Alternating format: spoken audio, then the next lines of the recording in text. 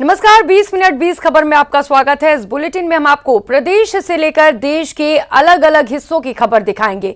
साथ ही आपको ये भी बताएंगे कि दुनिया भर में क्या कुछ चल रहा है। तो चलिए शुरू करते हैं 20 मिनट में 20 खबरों का सिलसिला। सबसे पहले खबर अपने प्रदेश राजस्थान की।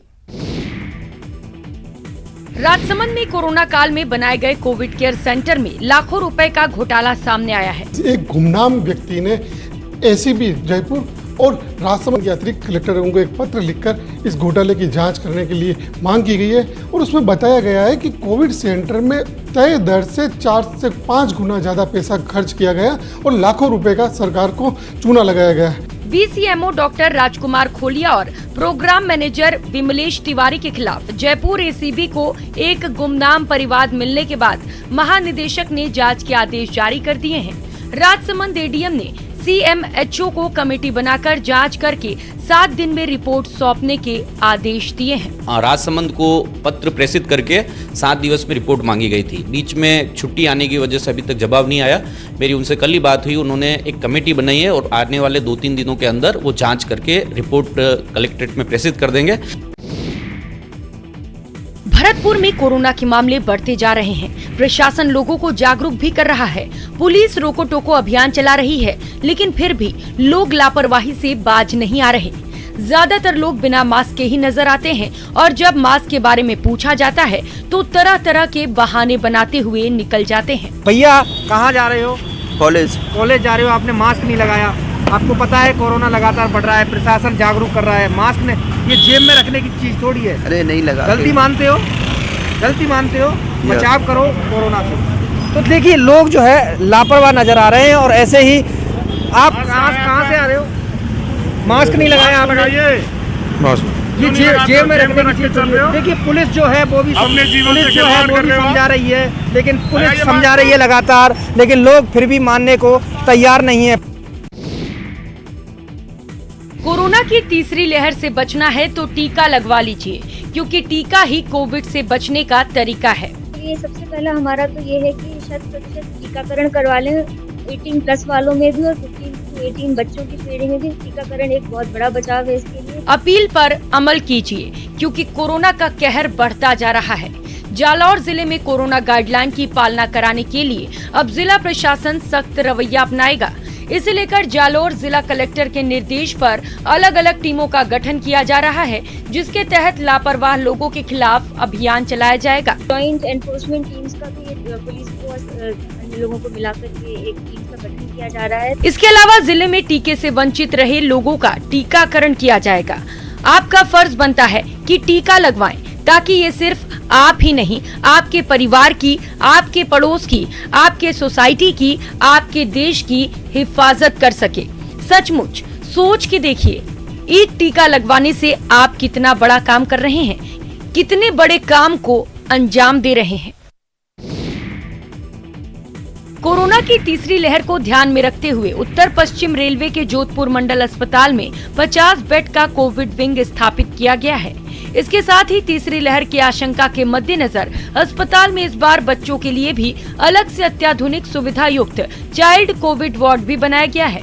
कोविड प्रबंधन के संबंध में आयोजित बैठक के बाद मंडल रेल प्रबंधक गीतिका पांडे ने बताया कि कोरोना वायरस और ओमिक्रॉन के बढ़ते मामलों को देखते हुए रेलवे अस्पताल में सभी आवश्यक संसाधन जुटाए गए हैं, जिसमें अस्पताल में स्थापित किया गया ऑक्सीजन प्लांट प्रमुख है। प्लांट पूरी क्षमता के साथ काम कर रहा है।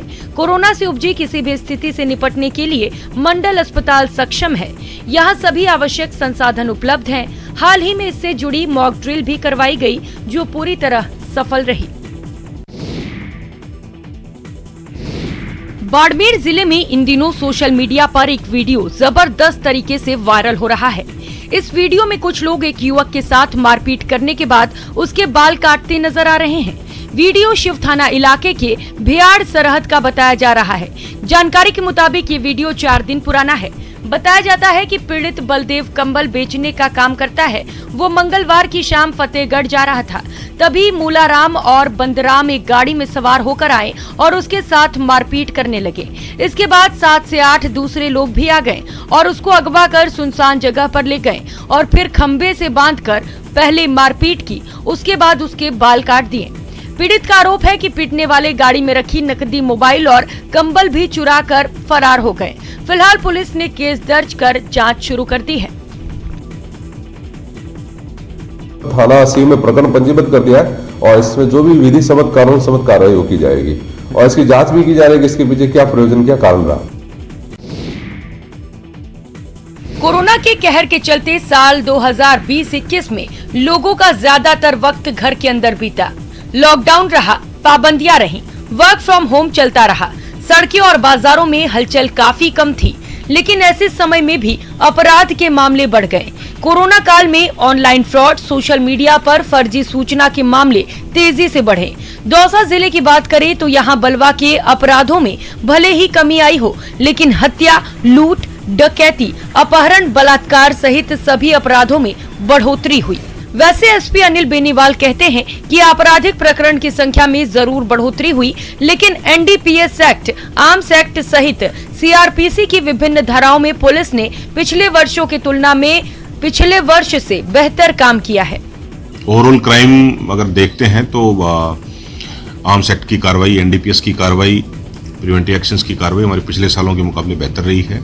एसपी के मुताबिक पिछले वर्ष उनका प्रमुख ध्येय पेंडेसी कम करना था, लेकिन इस वर्ष थानों में बने नए स्वागत कक्षाओं का बेहतर संचालन करना, प्रत्येक सर्किल में एक थाने को आदर्श बनाकर जिले के कुल 5 थानों को ISO सर्टिफाइड कराने पर जोर रहेगा। कहते हैं बच्चों की अच्छी परवरिश के लिए माँ दुनिया तक को छोड़ सकती है, लेकिन बूंदी से आई एक तस्वीर संसार के सबसे बड़े, सबसे पवित्र रिश्ते को शर्मसार कर रही है। जी हाँ, यहाँ से एक ऐसा मामला सामने आया है जिसे सुनकर लोगों को अपने कानों पर भरोसा नहीं हो रहा। यहाँ प्रेमी के लिए माँ ने अपने कलेजे के टुकड़े को छोड़ दिया। तस्वीर में नजर आ रही ये वही बदनसीब है जिस पर कुदरत की दोहरी मार पड़ी।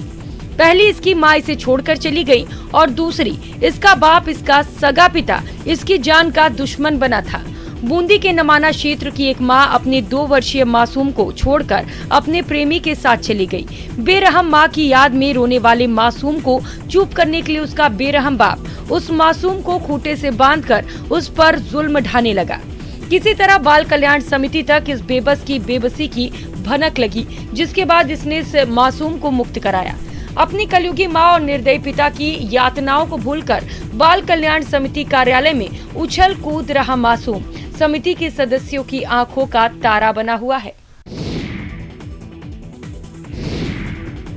भरतपुर में हुई ओलावृष्टि के कारण किसानों की फसल को काफी नुकसान हुआ है। किसान परेशान हैं। अब किसानों ने सरकार से खराब हुई फसल की गिरदावरी कराकर उचित मुआवजे की मांग की है। बहुत नुकसान हुआ सब। और आपकी सरकार से क्या मांग है? मांग ये कुछ मुआवजा दिलाया जाए। यही काश्तकार है, हम पे यही काम है, हम पे यही पे रह रहे हैं निर्भर। सरकार से क्या मांग है आपकी? सरकार दीजिए जो कुछ है जाए अपने, मतलब ये किसान को। किसानों का कहना है कि पहले तो खाद की किल्लत से जूझना पड़ा था, लेकिन अब मौसम की मार ने उन्हें बर्बाद कर दिया है। भरतपुर जिले के भुसावर समेत डीग, कुम्हेर और दूसरे इलाकों में बारिश के साथ ओलावृष्टि ने किसानों की मेहनत पर पानी फेर दिया है। किसान जो है परेशान हैं और उनकी जो फसल है वो अब तैयार थी। कुछ दिन बाद ही फसल को जो है वो लेते, गेहूं खेत से जो है फसल उठाते, लेकिन उससे पहले ही ओलावृष्टि ने उनके जो अरमान हैं उन पर पानी फेर दिया है। काफी नुकसान जो है फसल में देखने को मिला है। सरिस्का टाइगर रिजर्व में बाघों का कुनबा बढ़ रहा है। हाल ही में सरिस्का में बाघिन ST90 ने 2 शावकों को जन्म दिया है। भले ही टाइगर कंजर्वेशन के लिए ये अच्छी खबर हो, लेकिन सरिस्का में एक बार फिर बाघिन ने नॉन टूरिज्म जोन में शावकों को जन्म दिया है, जिससे सरिस्का में टाइगर टूरिज्म से जुड़े लोग निराश हैं। सरिस्का में ऐसा लगातार 5वीं बार हुआ है जब बाघिन ने इंसानी दखल से दूर जाकर नॉन टूरिज्म जोन में शावक को जन्म दिया। पिछले अगर कुछ मामलों को देखा जाए तो सरिस्का में जो बाघिनें अपने शावकों को जन्म दे रही हैं, वो इंसानी दखल से दूर जाकर के नॉन टूरिज्म इलाके में अपने शावकों को जन्म दे रही हैं। ऐसे में सरिस्का में टाइगर एक्टिविटीज नहीं दिखने की वजह से टाइगर टूरिज्म को भी बढ़ावा नहीं मिल पा रहा है। सरिस्का में अब बाघों का कुनबा बढ़कर 25 हो गया है। इसे बाघों की सिल्वर जुबली भी कह सकते हैं। यहाँ नर बाघ 9, मादा बाघ 11 और शावक 5 हैं। सरिस्का सन 2004 में बाघ विहीन हो गया था। फिर 2008 में बाघों को सरिस्का शिफ्ट करने का कार्य शुरू हुआ। और अब देख लेते हैं कुछ अन्य राज्यों की खबरें। मध्य प्रदेश में फिर एक लुटेरी दुल्हन ससुराल वालों को लूटकर भाग गई। जी हां, जिसे ससुराल वाले अपनी बहू बनाकर लाए थे वो एक गिरोह की सदस्य निकली। शादी के अगले ही दिन बहू सब सामान समेटकर फरार हो गई। रवि सिंह द्वारा सूचना दी गई कि उसके साथ एक महिला जिसने अपना नाम रेशमा बताया था, उससे दिनांक 24/12 को शादी करी और 26 को वो घर से चली गई। लुटेरी दुल्हन कानून के लंबे हाथों से बच न सकी। इंदौर की कोतवाली थाना पुलिस ने न सिर्फ लुटेरी दुल्हन बल्कि उसके साथी और 2 महिलाओं को भी दबोच लिया। मिली जानकारी के मुताबिक फरियादी ने देवास में रहने वाले अपने दोस्त से शादी के लिए किसी अच्छी युवती की तलाश करने के लिए कहा था। दोस्त ने मंजू नाम की महिला से संपर्क किया। उसके बाद वो पूजा से मिला। पूजा और मंजू ने मिलकर रेशमा नाम की महिला से युवक को मिलवाया। युवक को रेशमा पसंद आ गई तो महिलाओं ने दोनों की शादी करवा दी। शादी करने के एवज में तीनों महिलाओं की 90,000 रुपए की डील हुई थी। युवक उसमें से 75,000 रुपए दे चुका था, लेकिन रेशमा शादी के दूसरे ही दिन अपने नकली भाई के साथ फरार हो गई। पाबंदियों और मरीजों के बढ़ते आंकड़ों के बावजूद उत्तर प्रदेश की बरेली से चौंकाने वाली कुछ तस्वीरें सामने आई हैं। वहां एक मुस्लिम धर्म सम्मेलन में जुटे लोगों ने कोरोना नियमों का मजाक बनाकर रख दिया। जिला प्रशासन ने इत्तेहाद-ए मिलत काउंसिल नाम की पार्टी के नेता तौकीर रजा खान को इस सम्मेलन में 300 लोगों के जुटाने की इजाजत दी थी, लेकिन बरेली के इस्लामिया मैदान में हजारों की संख्या में लोग पहुंच गए और वो भी बिना मास्क के। इस मुस्लिम धर्म सम्मेलन में पहला नियम ये टूटा कि वहाँ भीड़ जुटी। दूसरा ये कि लोगों ने मास्क नहीं लगाए, जिन्होंने लगाए भी केवल खाना पूर्ति के लिए। और तीसरा ये कि सोशल डिस्टेंसिंग के बारे में जैसे वे सब भूल ही गए हों। लेकिन हाँ, उनमें भी कोई देश हित के नारे लगाने से नहीं चुका। न सिर्फ मैदान में बल्कि मंच पर जुटे लोगों के लिए भी मास्क महज खिलौना बनकर रह गया। किसी में भी कोरोना का खौफ तो दिखा ही नहीं। यहाँ तक कि आईएमसी नेता तौकीर रजा खान भी बिना मास्क लगाए ही लोगों के बीच मौजूद रहे। जितनी बिजली उतना दाम का दावा करने वाली व्यवस्था उपभोक्ताओं को मनमाना बिजली बिल दे रही है। नागरिकों के मीटर बंद होने के बाद भी हजारों रुपए के बिजली के बिल थमाए जा रहे हैं, जिससे उपभोक्ता खासे परेशान हैं। एक हाथ में बिजली मीटर और एक हाथ में विभागीय नोटिस लेकर देवदास अपनी झोपड़ी के बाहर खड़े हैं। मीटर तो बंद है, घर पे पड़ा हुआ है, इसमें कोई लाइन नहीं जुड़ा है, ऐसा ही पड़ा हुआ है। कितना बिल आया आपका? बिल आया 11,290 रुपया।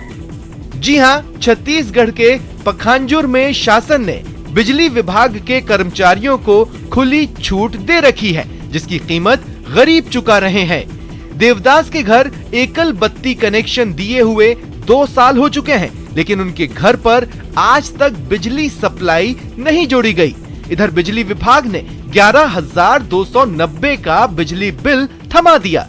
देवदास हैरान है, परेशान है और उन्हें इस परेशानी से निकलने की राह नहीं नजर आ रही। देश में पहली बार समंदर में टैक्सी का सफर मुमकिन होने वाला है। मुंबई के लोगों का सफर वाटर टैक्सी के जरिए न केवल आसान बनेगा बल्कि कम समय में भी तय होगा। ये सफर दक्षिणी मुंबई के हार्बर से शुरू होगा। समुद्र के किनारे लगी इलेक्ट्रिक बोट अलग अलग रूट पर ट्रायल शुरू कर चुकी है। समुद्र के रास्ते मुंबई के एक कोने से दूसरे कोने तक पहुंचने के लिए लोगों को ट्रैफिक जाम का सामना नहीं करना पड़ेगा।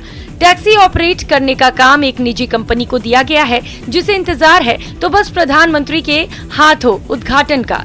समुद्र के बीच दौड़ने वाली इस टैक्सी में लोगों को मौसम की मार भी नहीं झेलनी पड़ेगी। टैक्सी में यात्रियों की सुरक्षा का खास ख्याल रखा गया है। दावा किया जा रहा है कि इस वाटर टैक्सी से लोगों का काफी वक्त बच जाएगा और ये सफर लोगों की जेब पर भी भारी नहीं पड़ेगा। शुरुआत में 4 रूटों पर ये वाटर टैक्सी चलाई जाएगी।